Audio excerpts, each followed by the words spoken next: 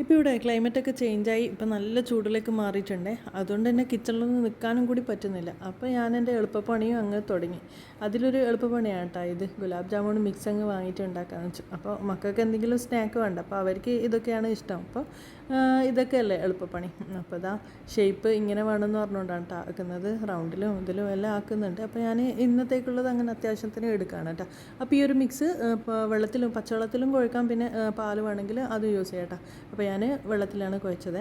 പിന്നെ നമ്മൾ ബോൾ ഉരുട്ടുന്ന സമയത്ത് കയ്യിൽ നെയ്യ് തടവിയിട്ടൊന്ന് നന്നായിട്ട് തന്നെ ക്രാക്കില്ലാണ്ട് ഉരുട്ടിയെടുക്കണം കേട്ടോ. പിന്നെ ഫ്രൈ ചെയ്യുമ്പോൾ ലോ ഫ്ലെയിമിലിട്ടിട്ട് ഫ്രൈ ചെയ്യും വേണം, പെട്ടെന്ന് തന്നെ കരിഞ്ഞു പോകും.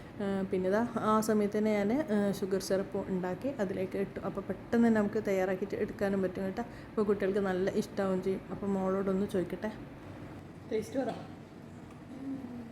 സൂപ്പർ, അടിപൊളിയാ.